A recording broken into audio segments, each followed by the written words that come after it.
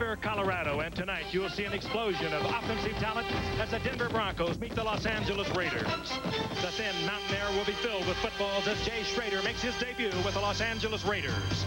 Schroeder was unhappy in Washington after losing the starting job to Doug Williams in a demotion that followed 3 years with the Redskins that earned him the reputation of the Mad Bomber. A Pro Bowler in 1986, he threw it long and he threw it often. But 3 weeks ago, he was traded to Los Angeles. And tonight, he'll showcase his talents in the silver and black of the Raiders. Schroeder's receiving core is truly awesome.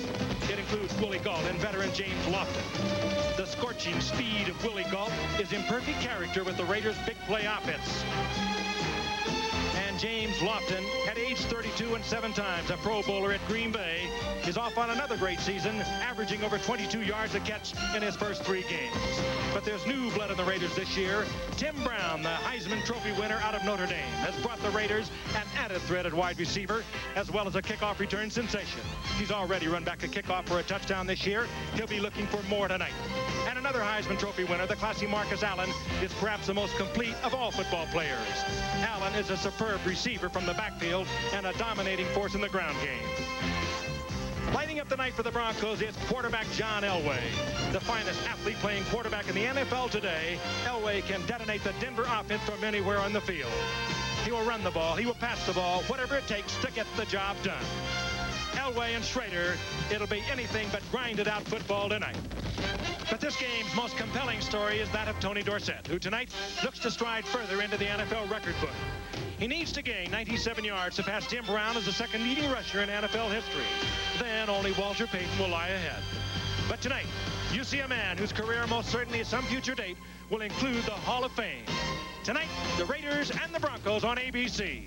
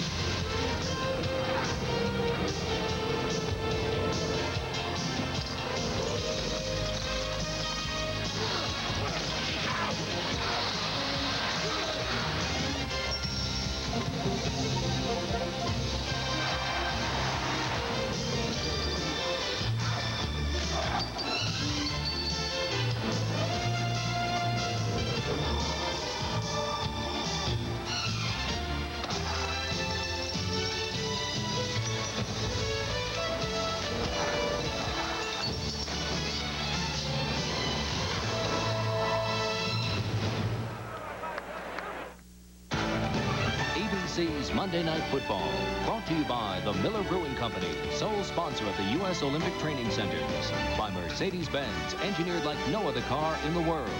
By Allstate, for home, auto, and life insurance, you're in good hands with Allstate. And by Tandy Computers, because there is no better value.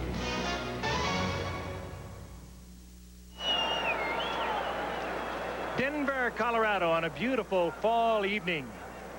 And there are not many people in this city who are not aware that the Denver Broncos tonight will meet the Los Angeles Raiders. You've heard of Bronco Mania? Well, it still reigns here in Denver, Colorado. Mile High Stadium sold out for the 19th consecutive season. Hello again, everyone. I'm Frank Gifford, and welcome to Mile High Stadium, where tonight 2 longtime rivals in the AFC Western Division will meet, the Denver Broncos and, of course, the Los Angeles Raiders. Both come into tonight with troubled beginnings for this 1988 season. They are 1-2, but if they win tonight, they move into a tie, and I guess you could call that ultimate parity here in the AFC Western Division. The Broncos have changed little over their Super Bowl team. They, of course, have gone to the Super Bowl for the past 2 years. They lost convincingly to Washington and to the Giants. And they have to be wondering, what do we have to do? What do we have to change? What do we have to do to win it? And I don't mean the division or the conference. They mean it all, the Super Bowl. Meanwhile, the Raiders, who dominated much of pro football for nearly 2 decades, have not done so over the past couple of years. They will make a major change tonight. They will start Jay Schroeder at quarterback, recently acquired from the Washington Redskins, and down goes Steve Berline, the youngster out of Notre Dame. But they do have problems. Jay Schroeder has an outstanding cast of personnel offensively. You can look either way and find a great receiver. He has a great running back in Marcus Allen, but he has to be wondering about an offensive line that gave up 9 sacks to Steve Berline a week ago. And maybe Allie might be wondering, maybe I should have stayed in Washington. Yeah, after 9 sacks in one game. You know, overall, Frank, the Raiders are in a very strange place right now. This is an organization as proud as any in professional sports. They love to tell you about their record over the last quarter of century. They love to tell you about pride and poise and commitment to excellence, their bywords. Yet what's happened to this team? You go back to late November of 1986, encompassing all of last season and this year. In their last 22 games, the Raiders are 6-16.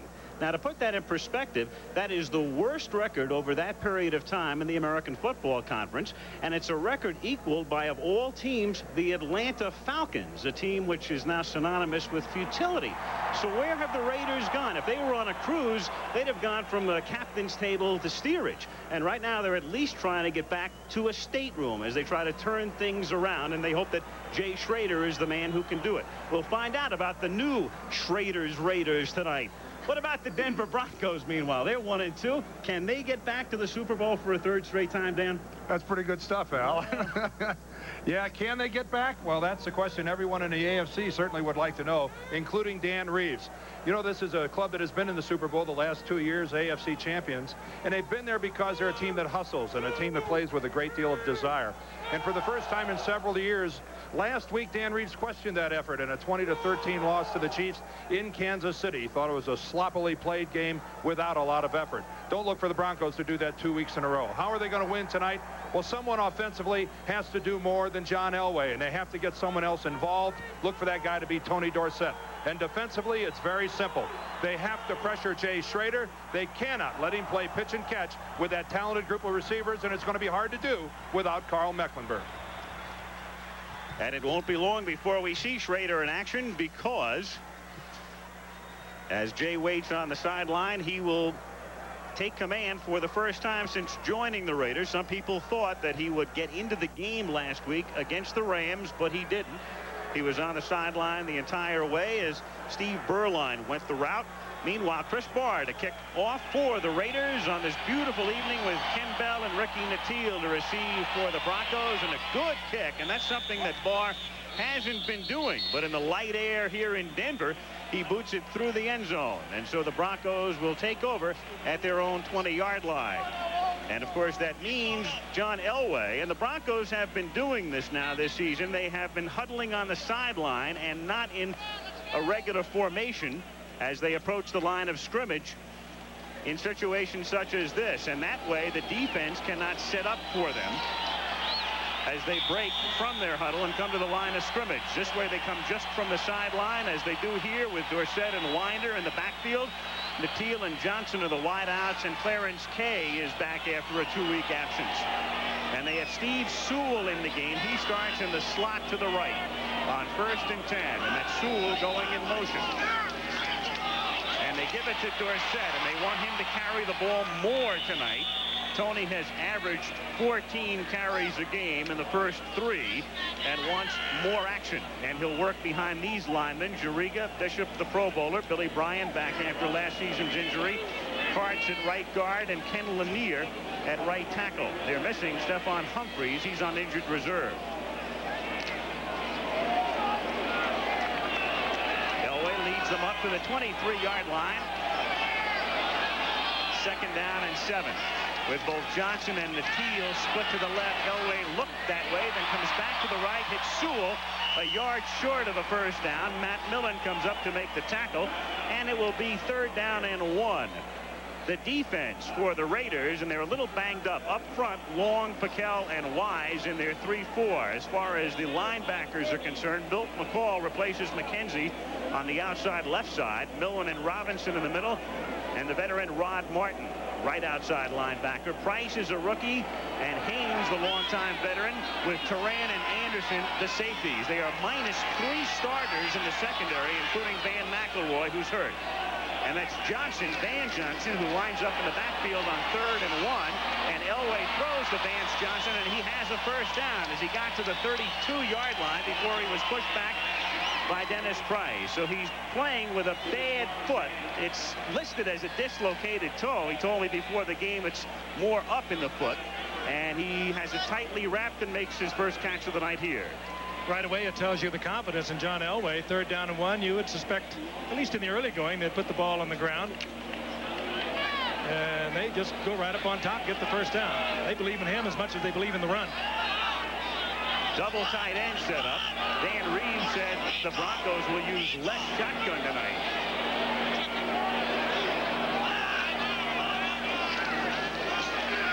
Dorsett, big hole, exploits it out to the 38-yard line for a gain of close to 8.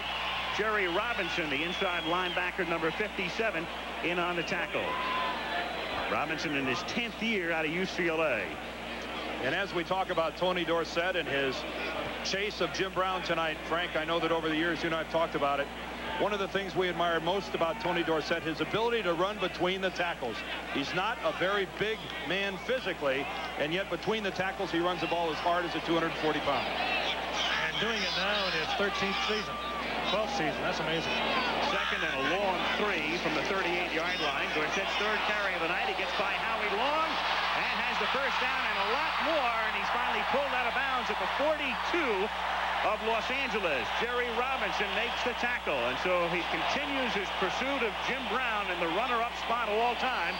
And there he is coming in, number 3 behind Peyton and Jim Brown.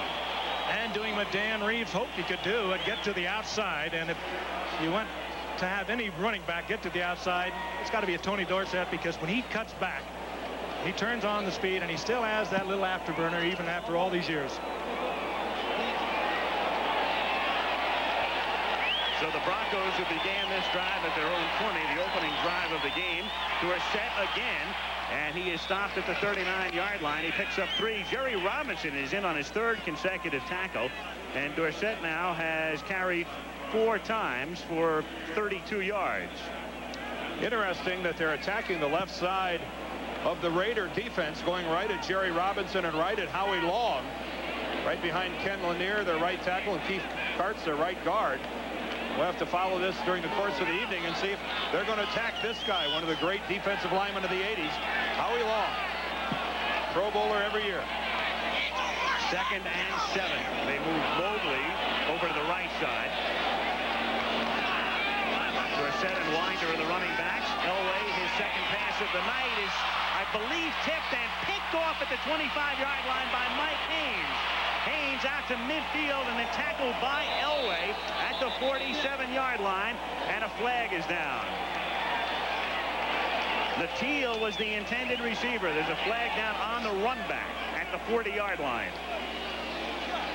Dick Hantak is the referee tonight. Someone up front definitely tipped the ball, Al.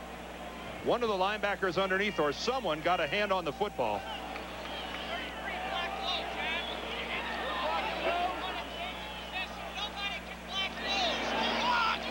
Probably it was one of the linebackers taking a short drop. Jerry Robinson had made 3 straight tackles, and it may be Robinson whose hand got on the ball. Elway now arguing with the side judge. Will be 15 additional yards, first down. The penalty was on the run back. There's a 15-yard penalty that takes it to the 32, first down, Raiders. Let's watch it here. That's Jerry Robinson, number 57, and it is Robinson that tips the ball. Just a slant-in pattern to Ricky Natil, and Mike Haynes, well, he's certainly no stranger to making an interception.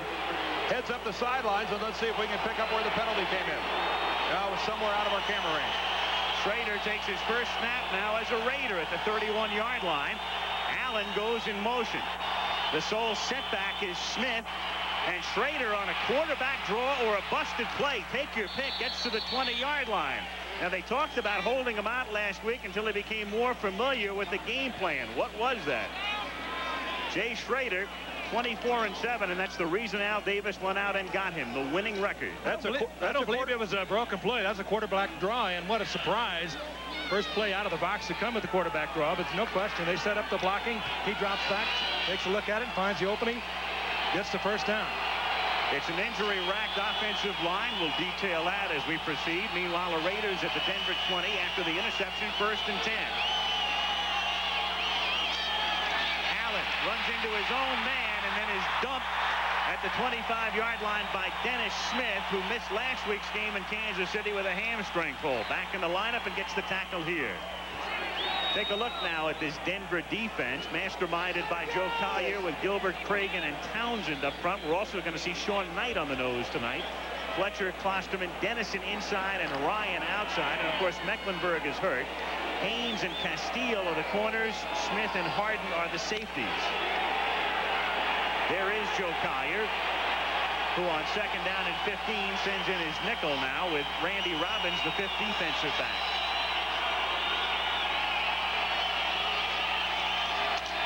Marcus Allen gets tackled at the 22-yard line. Simon Fletcher reaching around to bring him down. The ball is at the 23-yard line. It will be 3rd down and 12. Simon Fletcher, normally a linebacker in their nickel situation, gets down, plays the defensive end. There effectively takes on the block of fullback Steve Smith, gets in and makes the play. And how about the way that the Raiders are starting off conservatively here with Jay Schrader? I think it's a smart move. Let him get some snaps, let him get a few hits under his belt before he asks him to fill the air with footballs. 3rd and 12. They have 4 receivers. And make it 5 now as both Allen and Christensen go into the slot. Schrader out of the shotgun. And keep in mind, he didn't use the shotgun in Washington. Schrader throws, has it picked off by Fletcher. And so each team begins with an interception. Fletcher tackled at the 15-yard line. Lofton, the intended receiver. Simon Fletcher, they moved him from defensive end a year ago to linebacker because Danny Reeves wanted to get a bigger defense. We saw him a moment ago, Dan, from a down position, make the stop. Now he drops into the pass. Good athlete. Well, he starts from a down position that time as well. He's actually lined up as a defensive end. Simon Fletcher was off to the side and dropped back into pass coverage and makes the play. So some kind of versatility here by Simon Fletcher. From a defensive end, takes on a fullback and makes the play, then drops into coverage and makes an interception. Battle between Schrader and Elway, two fellows who faced each other twice as high schoolers in Southern California, begins with an interception from both, and now Elway leads the Broncos up to the 14-yard line. And again, Denver, on each change of possession, huddles along the sideline until the ball is ready for play. And then they come out to the line of scrimmage, as is the case here, and begin this drive from the 13-yard line. Tony Dorsett looking for a block from Winder. Winder laid down the block, but Mike Wise was the other man involved, and he makes the tackle. Let's look at the interception again. Remember on second down, we saw Fletcher out here. This is Simon Fletcher here. Watch him drop back into coverage as the Raiders flood the zone. Faking the pass rush, taking that one step forward, then dropping back a good 15 yards and moving over in front to make a play. Now that's asking a lot of a linebacker to play defensive end and play the run as well as he did the time before and then get back in coverage and make an interception like that. Versatility. 2nd and 10 from the 13 as the Broncos come up in the eye this time. Elway going deep for Johnson, makes the catch at the 50-yard line. Johnson in a foot race. He's got that bad toe, and so he's not as fast as he normally would be, but still gets all the way down to the 1-yard line. Eddie Anderson, who was a replacement player last year, and Dennis Price, a 5th-round rookie with the coverage as Johnson comes limping away, but after big damage has been done. Great timing by Elway once again. It was Johnson picking up the double coverage in a full fly. Elway will get the pressure. He almost comes out of the pocket. Right there, he almost runs the ball. He sees that Johnson is breaking clear. Throws the ball underneath, and Johnson comes back inside 2 defenders and takes it. And another look at it here. He gets the double coverage. The ball's in the air. He reads it back to the inside, comes down with it, and then it's a foot race. It was Dennis Price and Eddie Anderson on the double coverage, but that toe is hurting him. 1st and goal from the 1, and Elway is stopped short of the goal line. The Broncos have been extremely proficient when they get down deep into enemy territory in scoring. That'll go down as a long completion for Elway, but it was Vance Johnson who made it happen. That ball was underthrown, could have been picked off. he came back and got it and turned it into the big gainer.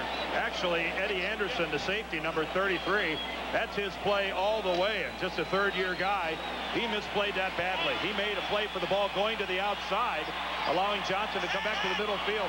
Free safety can't let that happen. They missed Van McElroy. Second and goal. They send Sewell in motion to the right. Give the ball to Tony Dorsett, and he powers in for the touchdown. And for the 20th consecutive time that they've moved inside the enemy 3-yard line, they score a touchdown. They're almost impossible to stop down deep as Dorsett racks up another one, number 89, and he passes Don Maynard, the Jet wide receiver. Watch on the screen here, number 54, Keith Bishop, pull to his right, turn up through the hole. Lanier and Karts with down blocks, and Tony Dorsett just keeping the legs driving and pumping, follows his left guard, the Pro Bowler, into the end zone. Again, Tony Dorsett not afraid to put his head down, lower his shoulder to pick up the tough yardage inside. Carlos, who hasn't missed a kick this year, either an extra point or a field goal, splits the upright. So he's 8 for 8 in extra points, 4 for 4 in field goal attempts this season. And thanks to Johnson and Dorsett taking it in, the Denver Broncos, with 7:15 to play in the first quarter, lead the LA Raiders 7-0.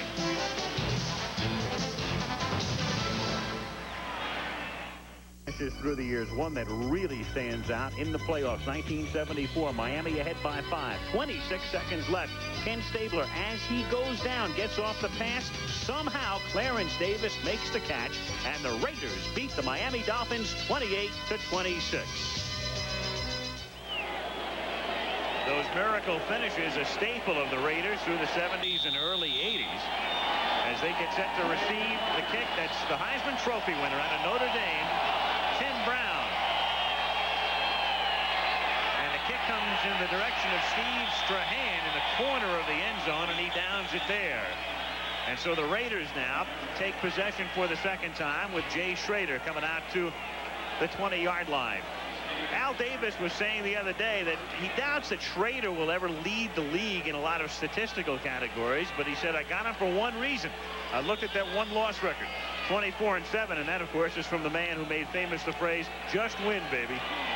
Well, when he was starting for the Redskins, he was not a high percentage passer, but he could beat you in a lot of ways, and he did it with big plays with the Redskins. They move around, too. They come up in the eye at the 20-yard line. Marcus Allen is the tailback, back of Steve Smith, the burly fullback. And the fake draw.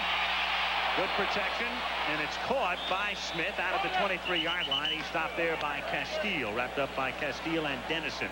Smith is out of Penn State in the second season. Of course, this is a temporary job because you know who comes along in about 4 weeks, a fellow by the name of Bo, last name Jackson. Just what the Raiders need, more good athletes offensively. Shanahan, there he is, the youngest coach in the league. He just turned 36 last month.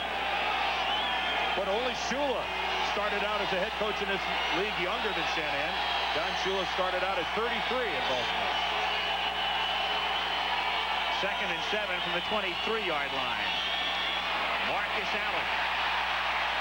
He takes it to the 24-yard line. Sean Knight, number 99, and Rick Dennison, 55, in on the tackle. Knight coming off an interesting story. The Saints' #1 draft choice last year, but a disappointment there. Gregory was a disappointing #1 pick for Denver this year, so the two made a swap.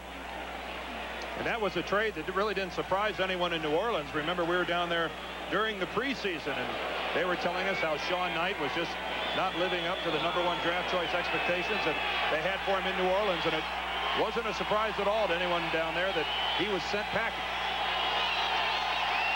Shotgun on 3rd down and 5, and Tim Brown is in. They send him out into the pattern, and Schrader gets sacked at the 17-yard line.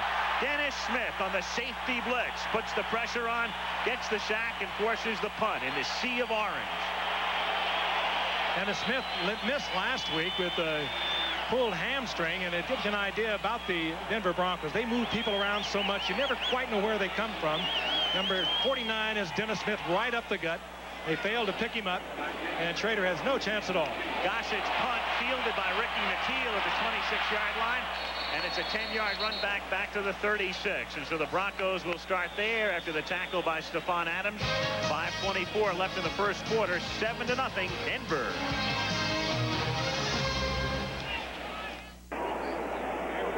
The Snow Goose, Carl Mecklenburg, the great linebacker, fractured that thumb on the very last play of the game last week against Kansas City.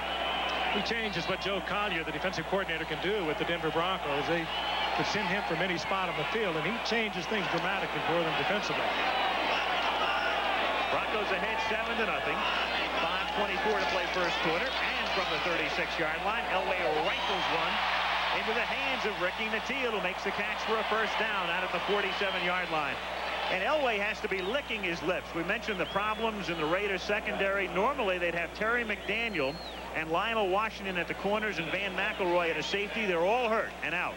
But if your choice is between Mike Haynes on one side and a rookie and Dennis Price on the other, I think John Elway is going to take the rookie every time. And that time going against Dennis Price, number 38, and staying away from Mike Haynes. And I don't blame John Elway at all. Haynes already with one interception today. First and 10 at the 47-yard line. Tony D gets into L.A. territory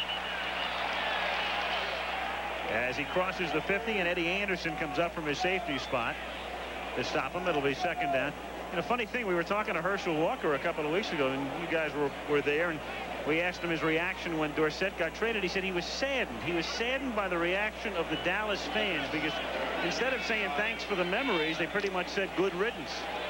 Well, Herschel understands the nature of the business, and he knows that someday that could be and may be him.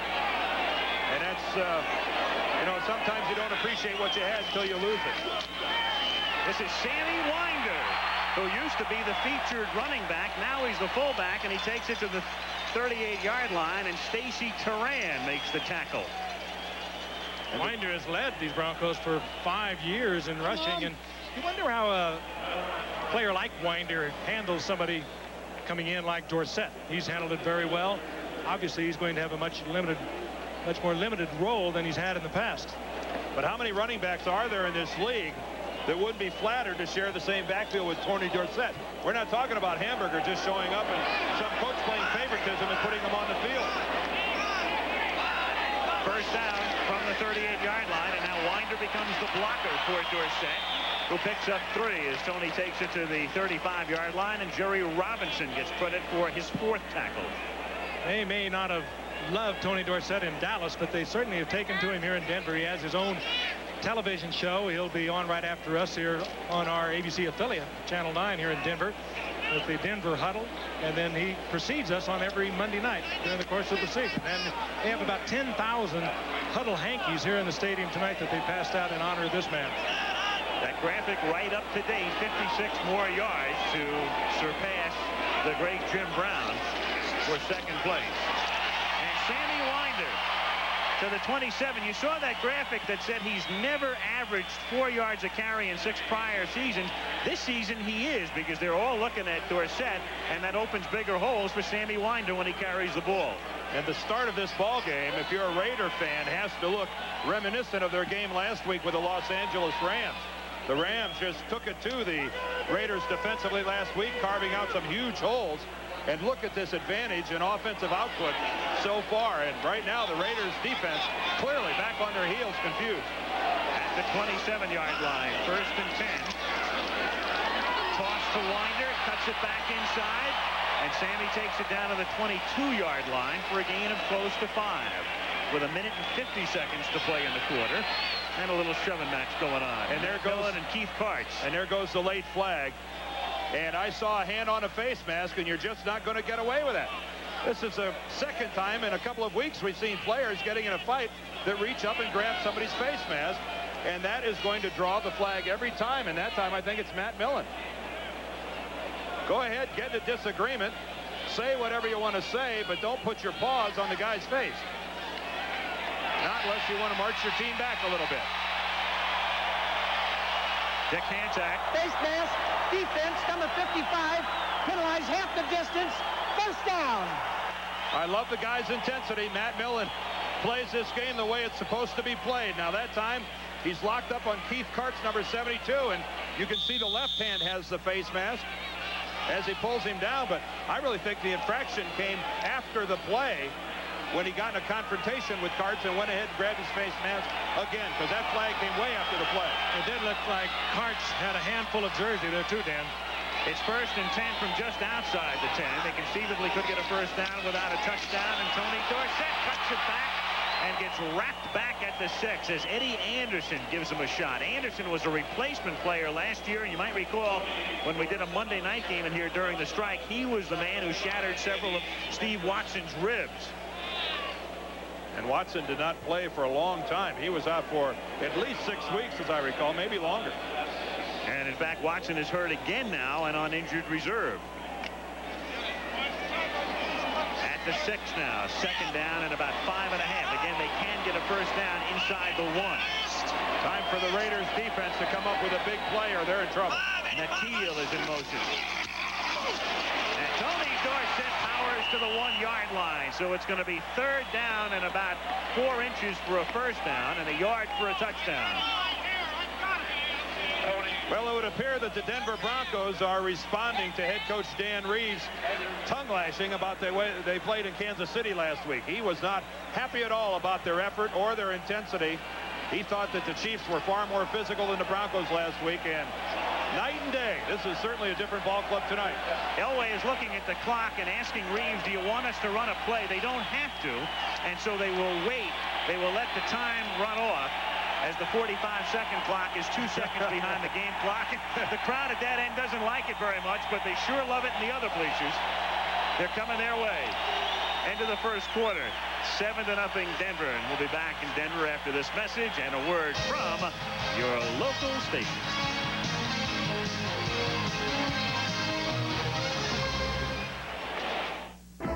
ABC's Monday Night Football, brought to you by Pontiac.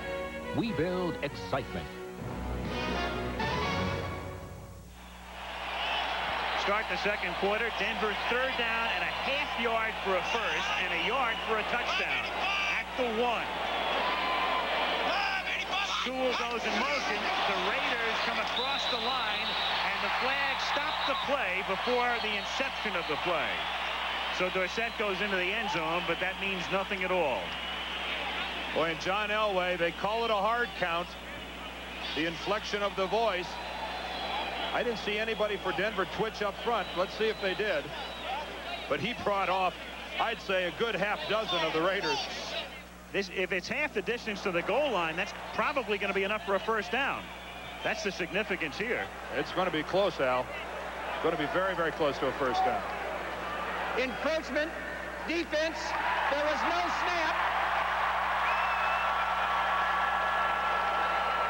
Encroachment takes place prior to the snap.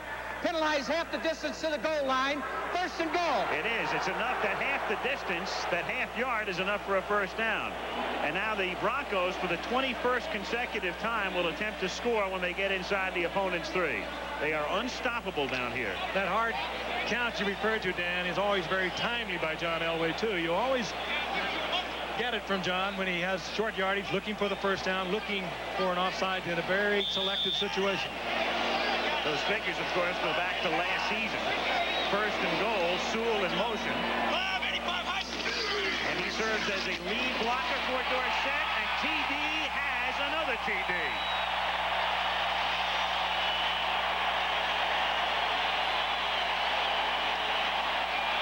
Why not? 50 yards in the first quarter rushing tonight. Why not let him cap it off with a touchdown? And this is nothing fancy. Lead block at the point of attack by Sewell. Then Winder out front. And when he has to get in, leg drive gets him the extra yard, Frank. Good read by Tony. That was designed to go inside. Winder kicking out on the force man. Dorsett saw that he could get the necessary yardage for the touchdown. Did it on his own. It's amazing as Carles attempts the extra point. All last season, Dorsett scored 2 touchdowns in his final year with the Cowboys. He's been here for 3 weeks plus a quarter, and he's already scored 4 as a Bronco. And with 4 seconds having gone by in the second quarter, the Broncos lead 14-0. And as much as you praise Tony Dorsett, you have to understand, too, that when the Cowboys traded him to Denver, it turned loose Herschel Walker. He was inhibited down there. Actually, it was a good deal for both of them. Sad, perhaps, that Tony is not going to wind up a career where he played 11 years, but it has made a better situation for both of them. That play, as you can see, designed to be taken inside. Dorsett reads to the outside. Not that he can get a lot of yardage, but he was reading the goal line.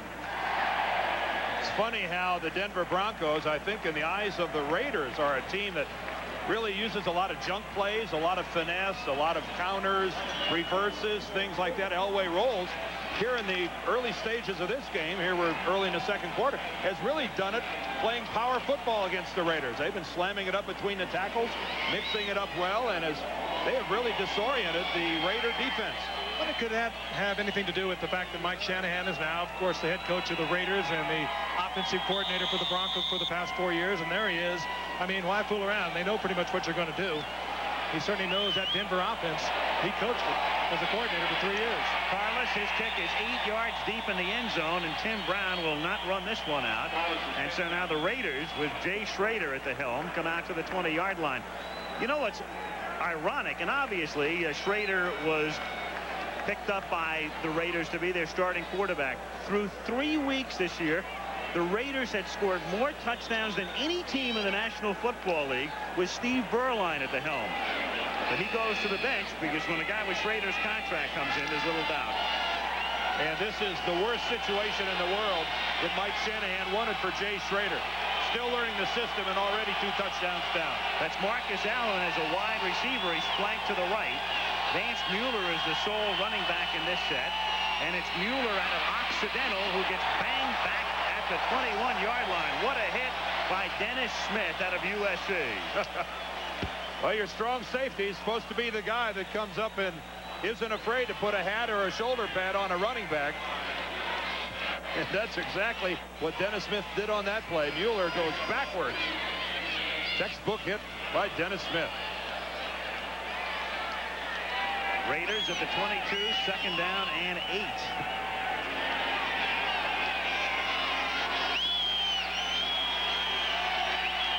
Lofton in motion. Then he slots to the left with Gold split to the left and Lofton in motion. Toss to Marcus Allen. He picks up 3 and he's rolled out of bounds by Rick Dennison. They can afford to use Allen a lot. He's really been a workhorse because Shanahan knows a little of the pressure. A lot of the pressure comes off and a lot of the workload comes off when Bo Jackson gets there. Bo Jackson's deal, by the way, lets him have a week off after the baseball season ends, which is next Sunday. Then he reports, and as Dennis Smith comes hobbling off holding his hamstring and will be replaced in the Denver secondary, Jackson gets a week off, and then it's conceivable he would play against Kansas City at Arrowhead in the middle of October. I think Tyrone Braxton is the ball player that came in to replace Dennis Smith. And Denver has to take a timeout. They take a timeout on defense. We'll be back.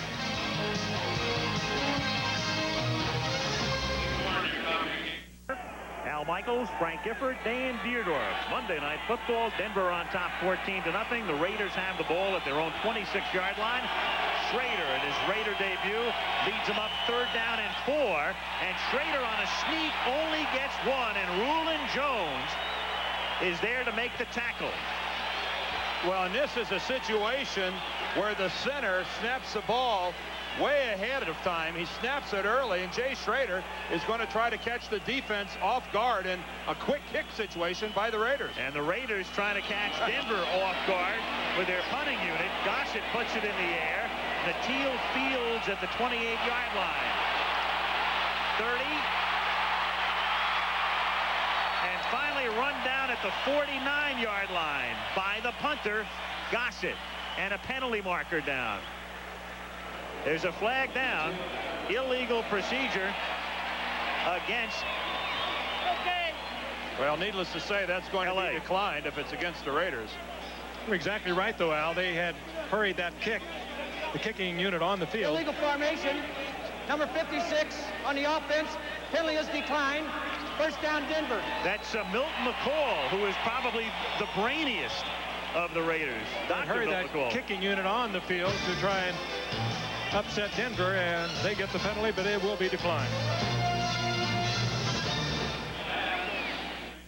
Worried about the Denver Broncos. They're 1-2, but they're fortunate in that they're playing in a division that's really kind of come back to the pack in the NFL now, the AFC West. I'm more concerned about these shirts. There must have been a sale. Right. We're going to Sing Sing, it looks like. I got a 2-for-1. You need a 2-for-1. 2-in-1, maybe. So the Broncos coming up, and we can tell you college football, UCLA and Troy Aikman against Washington. Or you'll see Iowa against Michigan State, 3:30 Eastern this Saturday, our college football presentation this weekend. Broncos from their own 49 and leading 14-0. Sammy Winder takes it down to the 46-yard line. He picks up close to 5. It'll be 2nd down and 5 with 13 minutes and 10 seconds to play in the first half, and the Broncos on top by a score of 14-0. You mentioned that Steve Watson is out of the lineup with an injury on injured reserve. Good possession receiver for the Broncos. So too is Mark Jackson, one of the amigos. He's on injured reserve, and he is a key reception man in the possession game for the Broncos. 2nd and 5, pump fake. Elway goes deep from the Teal, too deep, and picked off at the 1-yard line by the rookie Dennis Price. The 5th-round choice out of UCLA had good position. Elway throwing in the direction of the rookie as he was hit by Mike Wise. Wise came through the middle to put the pressure on, as you'll see, and the pickoff. Well, watch, when John Elway releases the ball, Price is a good 5 yards farther downfield than the Teal. I think that's a pass that John was under a lot of pressure and really should not have thrown, because Dennis Price played that ball as well as you could play it. He gave up lots of room underneath, hoping for the long ball, and John Elway threw it to him. The Teal not even in a position to break it up. Elway, by the way, in his last 3 games against the Raiders had not thrown an interception, and tonight he's been intercepted twice. So the Raiders deep in a hole at their own 1-yard line. 1st and 10.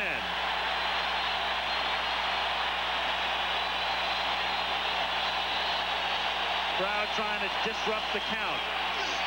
And Allen takes it out to the 3 or 4 yard line. And we'll check out the middle of the line. Bill Lewis was playing with a gimpy leg, and he has come out of the game.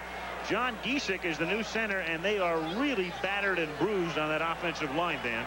Yeah, they really are. They've lost Mosbar, who's gone. Jim Lachey, who manned left tackle for them, is now playing in Washington. And now Bill Lewis is out. John Giesick, just a 2nd-year guy. He was a 10th-round choice last year. It's not the lineup that would remind you of guys like Gene Upshaw and Art Shell. And Brian Holloway is gone. He's on injured reserve. Yeah, it's a nicked-up group. 2nd and 7, and Schrader's got to take a timeout. He'd run out of time. He would have never gotten the playoff. Very wisely takes a timeout. 11:58 left in the half. It's not a very pretty sight for the Raiders. Interception, punt, and now they're down at their own 4, and look at that. Only a 170-yard advantage for Denver. That's really not much at this stage of the ballgame. Right now, the Raiders trying to get out of a hole. 2nd down and 7 from their own 4-yard line. Allen is the man in motion. And a quarterback draw. And again, with some success, as Schrader takes it out to the 9-yard line, and that will make it 3rd down and 2 with 11:45 remaining in the first half. Denver leading 14-0. 2nd draw tonight for Schrader. I think they probably have kept it very simple for Schrader. He's been there 3 weeks. He's been working night and day to absorb the offense. But it takes a while. It's very complex, this game today. Doesn't get much simpler than a quarterback draw. It certainly doesn't. I think that's why they're keeping it that way. That might be oversimplifying the simplicity of what they're trying to do. 3rd down, 2.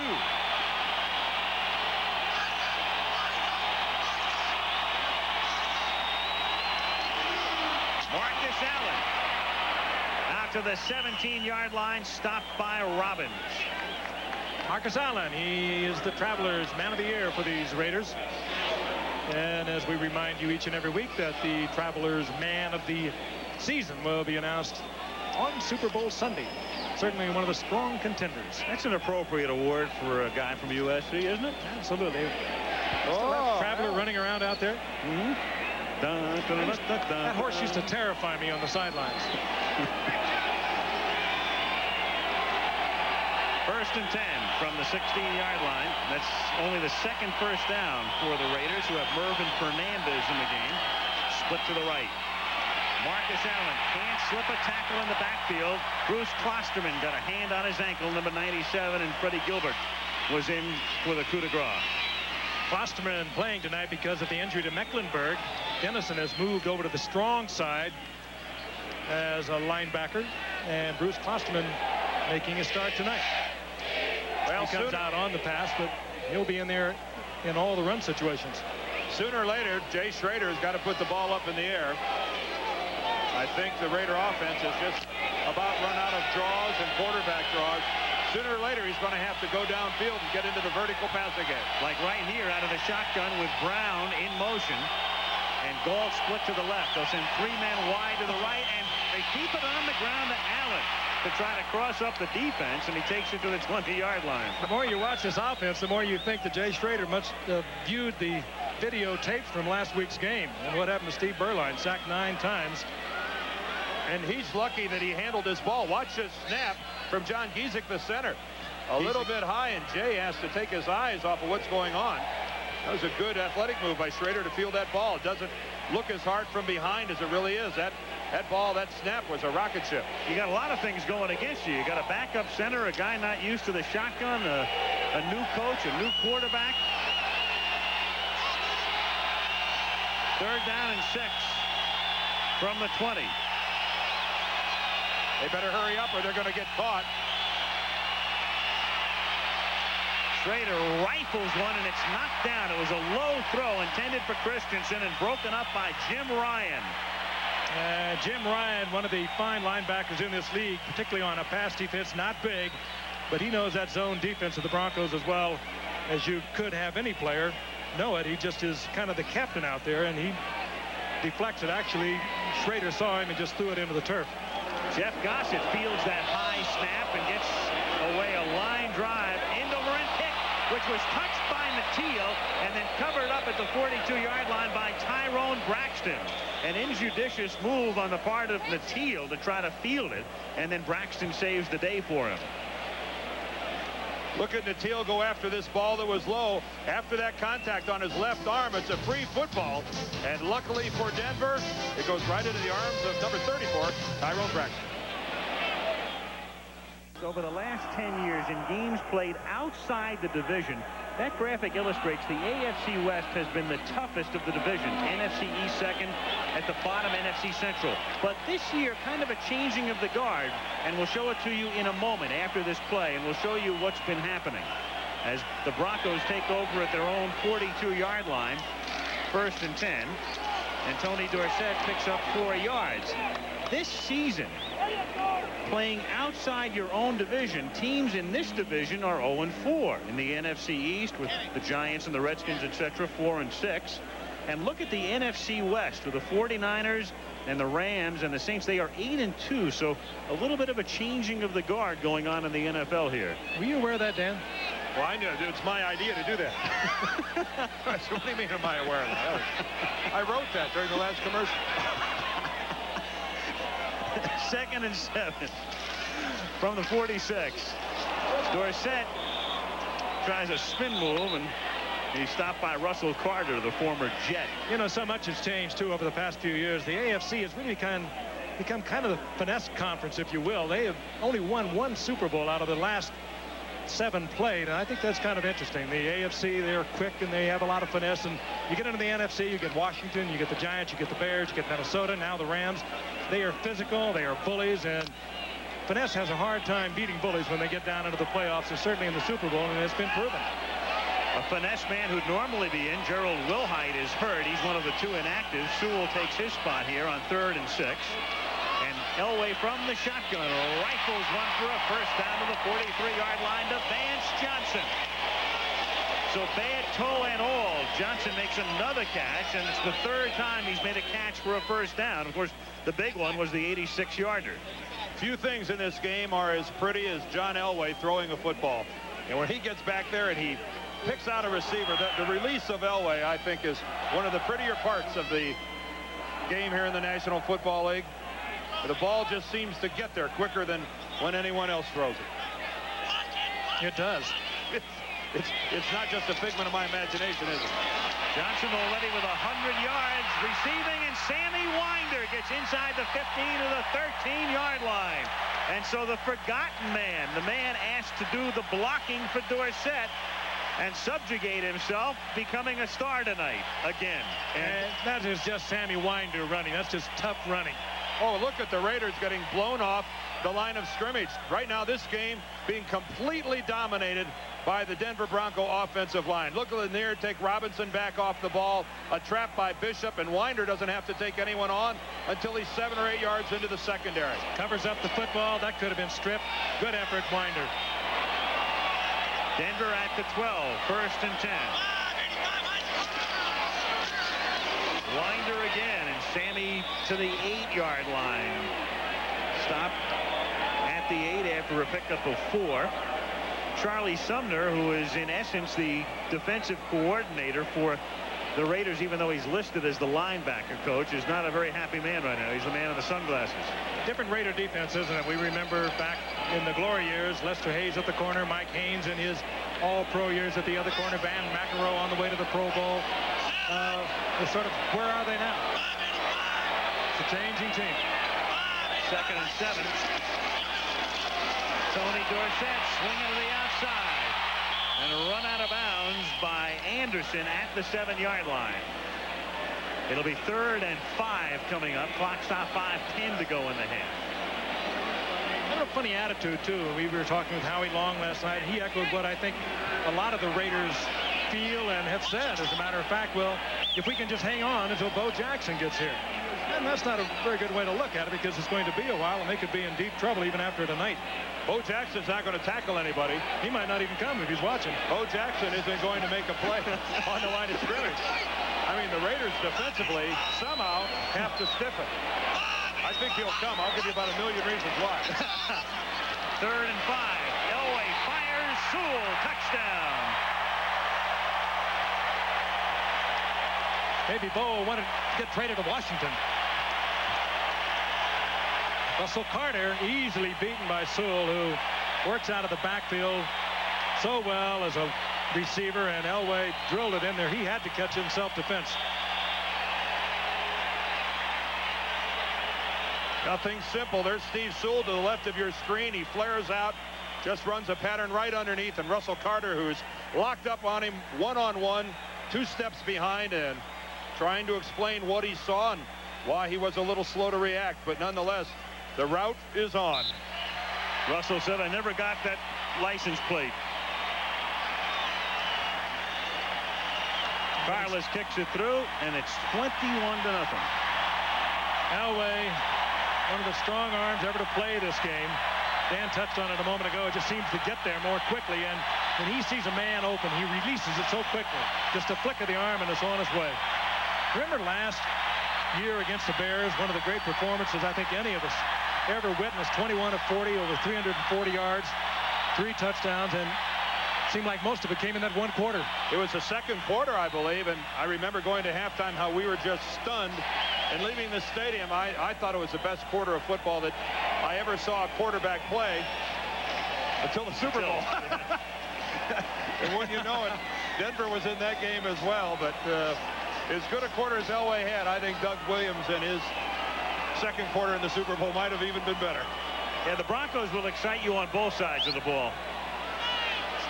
Well, right now, the excitement, I think, needs to be generated by the Raiders and their offense. I don't know the quarterback draws are going to get it anymore. Or 3rd and long out of a shotgun, a running play. No, they're going to, for better or for worse, they're going to have to go to the air, and if Jay Schrader isn't the guy to do it, maybe Berline is. Carlos booms one again in this light air, and from 2 yards deep, Vance Mueller will run it out. And he runs it out to the 21-yard line. And so the Raiders begin a drive from there with 4 minutes and 55 seconds to play in the first half. Jay Schrader, in his first Raiders start, talks about his most memorable moments. Well, I think my most memorable moment in the NFL was we were playing Minnesota at home in 1986, and the game goes into overtime, and you throw a little hitch pattern and watch Gary Clark turn it up the sidelines for a touchdown to win it in overtime. I think that has to rank right up there with one of the highlights of being out in the NFL. Tonight's game is not rivaling that, at least at the moment.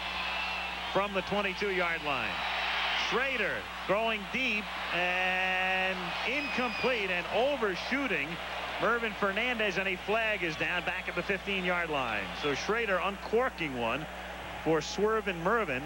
That's not only incomplete, but now you've got a holding call going against the Raiders. Guys, I want to clarify what I said about Jay Schrader, and if he's not the guy, maybe it's Steve Berline. My point there is, if Jay Schrader does not have enough of the Raider offense under his belt to execute passing every other down, or even more than that, that's why they may have to go to Berline.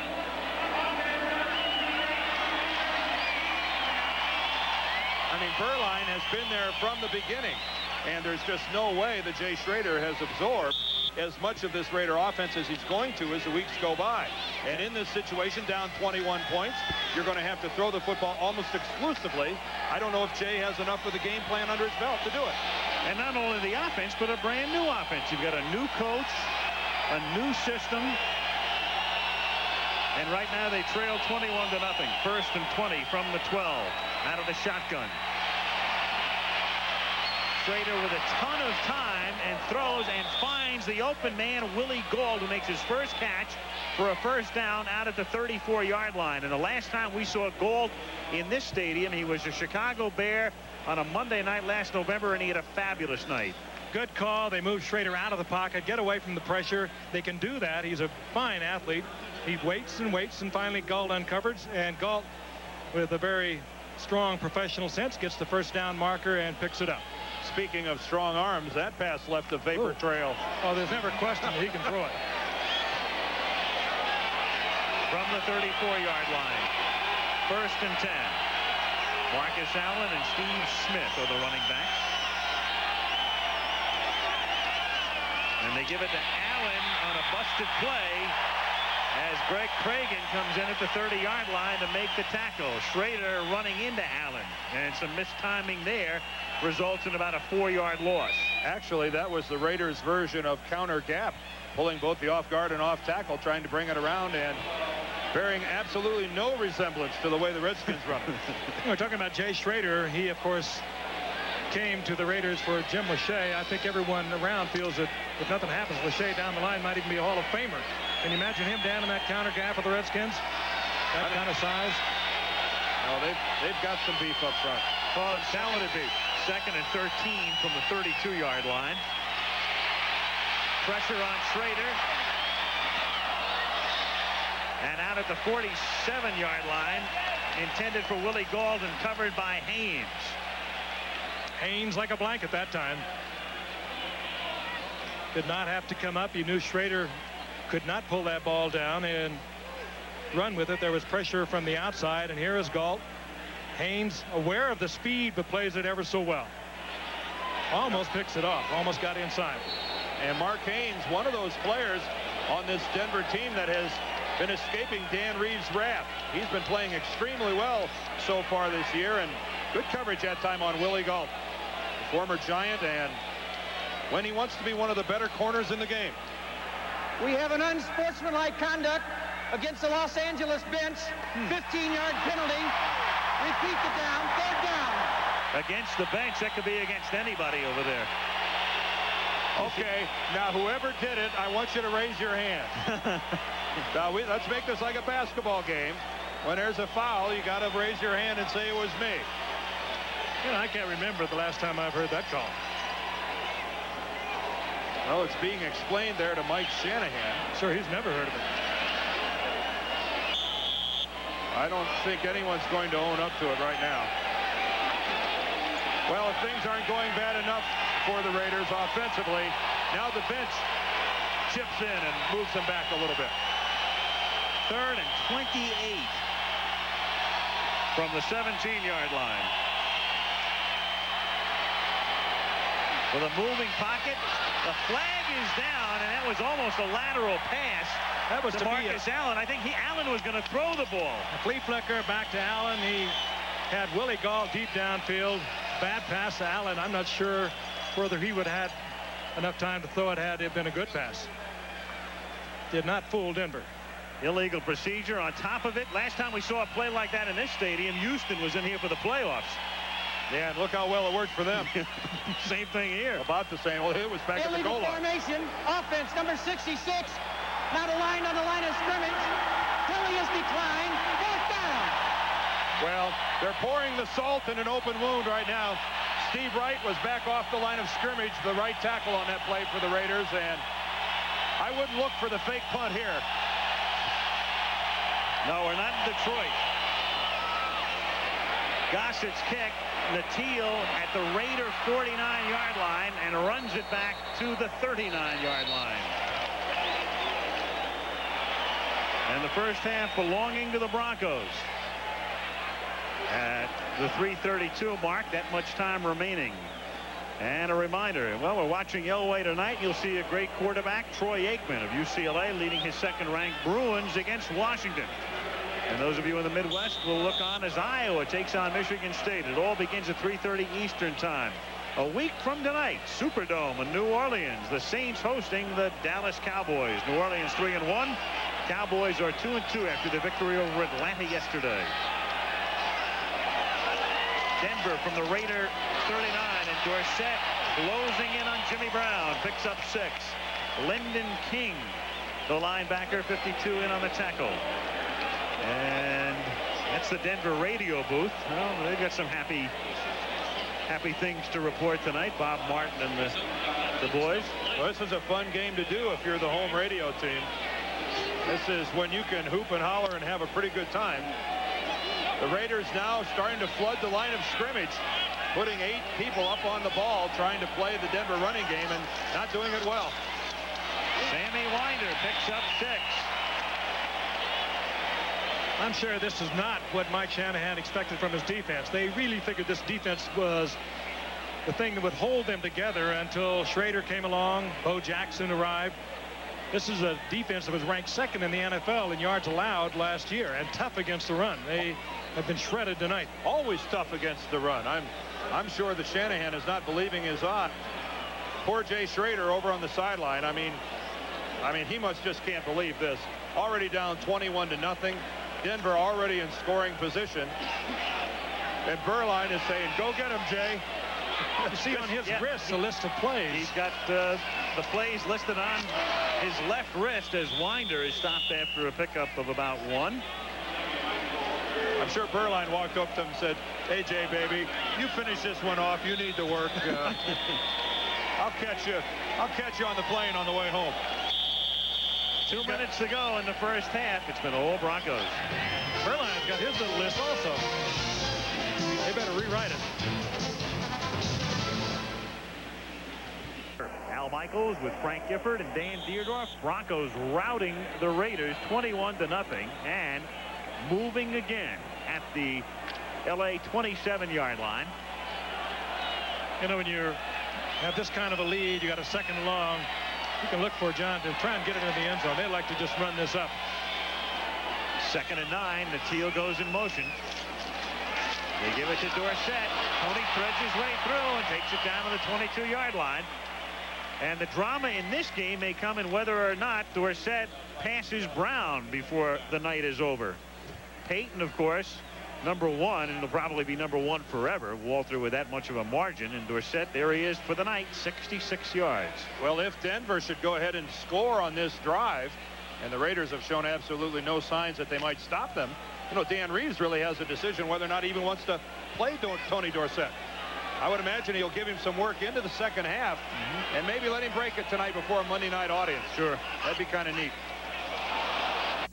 And a flag goes down. Uh-oh. And this play will go against Denver as Elway throws it out of bounds. Here that Sammy Winder started to come out of his three-point stance before the play. A defensive lineman's dream, getting to chase John Elway for about 30 or 40 yards, knowing all the while that you have absolutely no chance of catching him before he throws the ball away. At 5,200 feet of elevation, not bad. Yeah. Great way to spend a Monday night. On the offense, number 33, penalty is declined. 4th down. I'm sure that the defensive linemen think that the illegal motion ought to be against Elway, but nobody should be able to have that kind of motion. Meanwhile, Carlos now, who has not missed a kick all season.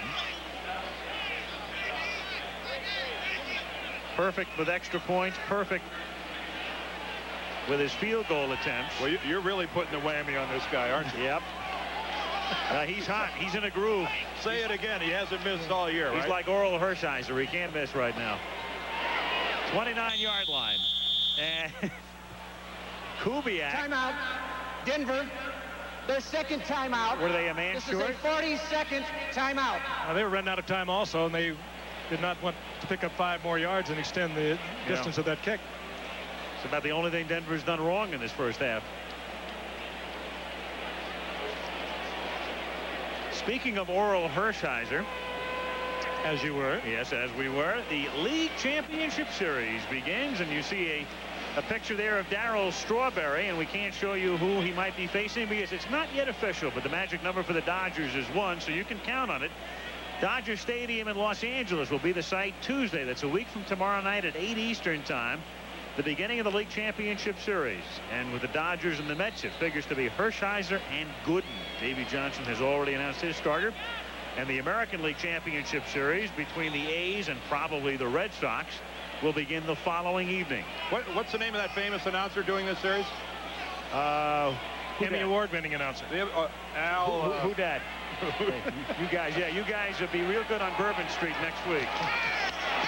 39-yard attempt by Carlos. Good.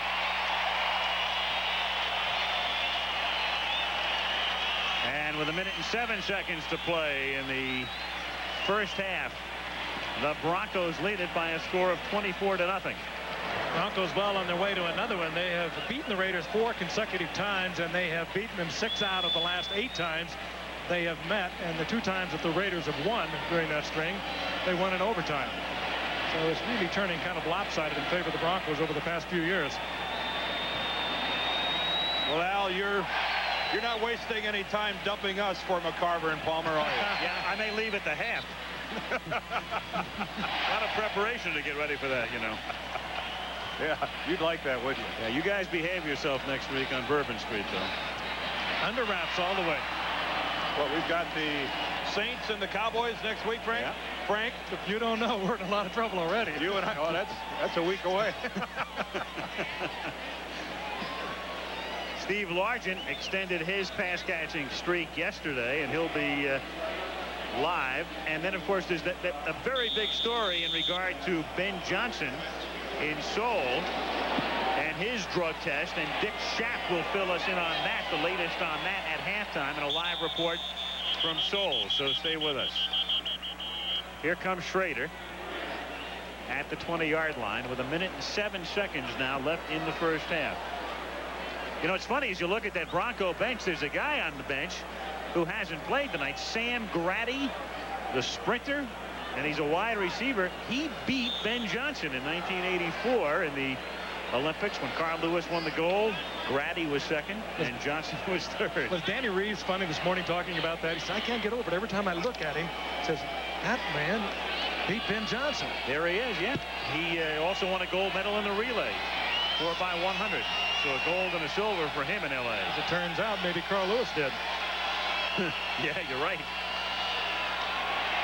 Schrader uncorks it. No chance. Well, and Willie Galt, his intended receiver that time, I don't know if he was confused on where the ball was going or whatever, but he pulled that baby up about 15 yards short. And this, if you like the Raiders, is not pretty. It gets worse and worse on their last possession, a minus 17 yards, capped by a punt out of their own end zone. Of course, that was after a personal foul on the bench, an unnamed perpetrator over there. Perhaps somebody's graphic discussion of the official's ancestry. I'll leave you to speculate on that. But I think you're probably right. 2nd and 10. We've got a whistle. Play is dead. I think we got delay of game. Yep, we do. Clock went down to 0. Well, this is ugly now. You know, you don't expect that. As you look down there, you see James Lofton on one side, you see Willie Galt, you see Marcus Allen. Delay, offense, number 13, still 2nd down. You know, what it really has to be, Dan, I think the importance of an offensive line. This is a decimated offensive line. They gave up 9 sacks a week ago. They're missing Mosbar. We talked about that. They're missing Holloway. They traded Lachey to Washington. They're hurting. They're hurting offensively, but defensively, they've given up 24 points already. And, you know, sometimes you just have to stiffen your back a little bit. But doesn't it kind of permeate through the entire team? Yeah, it does. 2nd and 15. Knocked away, intended for Allen, and knocked away by Tyrone Braxton. No one will ever accuse me of overhyping a second half of play that's yet to be played. But I'm not going to go too far out on a limb and say there's no way the Raiders could possibly play this bad for another 30 minutes, is it? I mean, they couldn't possibly stink it up this bad in the second half. Well, you know, the funny thing is, in their recent history, the biggest egg laid by the Raiders was on a Monday night game in '86, Frank, at the Kingdome. Yeah, but I wasn't here for that. I know it. 37-0, and they had 11 sacks that night. That would really had an odor to it. Yeah, they were the Shaq-E's 11 times. 3rd down and 15. Wide open. Going deep for Brown. He was open, but the ball is overthrown. He was open, but it would have had to have been an almost perfect throw. It would have had to come between 2 defenders, and perhaps on another day, on another field with the Hogs blocking, he might have got that in there. Even a good throw gets this in, because the safety is still another. You see how far he is from coming into the play. Kevin Guidry was a little late getting there, but not to be. Meanwhile, Gossett's kick is fielded by Natil at the 41, and Ricky is run out of bounds at the 48 of the Raiders, and the crowd wants a late hit on Zeph Lee with 40 seconds. Meanwhile, because the Raiders were 3 and out, and with the incomplete passes, it enables Denver to now start on the other side of the 50 and add more points. Well, let's see if there's any mercy in the heart of Dan Reeves and John Elway. Let's take a look at this hit by Zeph Lee on the reverse angle. Natil heading out of bounds. Where does he make contact? In the field of play or out? Well, right on the sidelines. There's no way that's ever going to be called a late hit. You can't be running as fast as Zeph Lee was and expect him to pull up in the matter of 3 or 4 feet. Physically not possible. Well, hardly mercy when you line up in the shotgun. Maybe they don't like the Raiders. At the 48-yard line, Rick Massey makes the catch and takes it to the 27-yard line. Denver has 1 timeout remaining. Oh, man, send the women and children to bed. No, not if they have people meters. Hold on. They shouldn't witness this. And all your puppies. Whoa. From the 27-yard line. Here's Elway. Caught by Johnson. He doesn't get out of bounds. He tried to roll out of bounds, but they said contact was made, and thus Denver is now forced to use its final timeout. And they have 10 seconds, so Elway can attempt to get one into the end zone, and if that fails, they can bring in Carlos. Boy, Vance Johnson sure tried to get out of bounds, doing the roll, heading for the sidelines. And on the turf, though, all you have to do is touch him. It's dead right there. I wonder if this is really what Dan Reeves was looking for. He said this team has been lackadaisical. They aren't tonight. Everything is working. He's on the ground now. It takes just a touch, and the ball is dead right there. Yeah, Dennis Price got him before he went out of bounds. Smart play by Price in not letting Johnson roll to the sidelines. Well, Carlos was out there, and Elway saying, wait a second, we got time for a play. I can try and put it into the end zone. Again, this is the faith they have in John Elway. It'll be something that he can either get complete for 6 or he'll throw it away. Whew. Ball at the 17. They're out of timeouts. They have Johnson and Massey wide to the left and the Teal split to the right. Don't look for a quarterback draw here. You better hurry. They're out of time. They let the clock expire. Oh, they got it. They let the clock expire.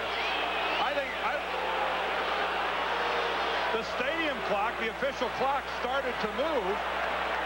But that's amazing. Well, wait a minute. Denver took a timeout. They didn't take a timeout was the deal. It ends on a very confusing note. I thought, let's see what Hantak says, if anything. Well, Dan Reeves and John Elway were certainly under the impression that the clock had been stopped. Al Davis must have been running the clock here at Mile High Stadium, because the entire Denver Bronco team thought that the clock was stopped and they were going to have plenty of time to run a play. As Elway takes his offensive team to the line, the clock starts running. Well, we'll clear it up when we get back. Another look now. There it is, the game clock. That's the game clock. Elway is oblivious to the fact that it's running. It clearly clicks to 000 before the snap of the ball. And here's Reeves. He thought, and I thought too, because remember when Johnson began to roll out of bounds, they said he was inbounds. That's the only way they could have stopped the clock. Exactly. He's touched inbounds. The clock keeps moving. In any event, well, that may be the break the Raiders need. What do we know? We're just hanging out here. 24-0 back after this message from the NFL and a word from your local station.